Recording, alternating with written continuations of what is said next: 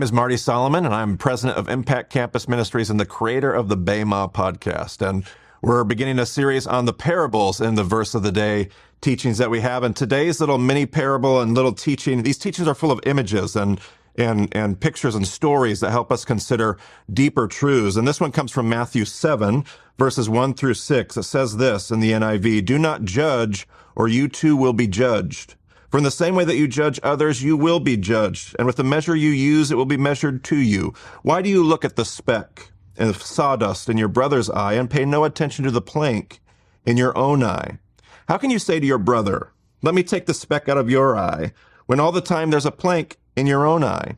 You hypocrite, first take the plank out of your own eye, and then you will see clearly to remove the speck from your brother's eye.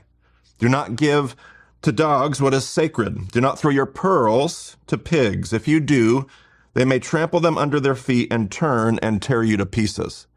And we see kind of these three movements in this parable teaching here today. And on all three of these movements, there's a relationship that Jesus is inviting us to consider between yourself and others. And this comes on the heels in the Sermon on the Mount where Jesus has just spoken about worry. And people like Dallas Willard have done a great job showing how this line of thought this isn't just a thought in a vacuum, but this comes on the heels of worry. And worry drives us to use our critical thinking and our critical spirit and direct it towards others. And here, Jesus invites us to direct those thoughts towards ourselves. Be careful, he says, what you do towards others, because in that same way, that same measure will be used on yourself. Be careful when we examine all the little specks in everybody else's lives, the little things, when actually we should spend our energy focused on the bigger things in our own lives. Be careful, Jesus says, that when you would take these things that you hold valuable, these pearls of God's wisdom, and you would project them onto people that don't necessarily find the same value. Always be aware, Jesus says,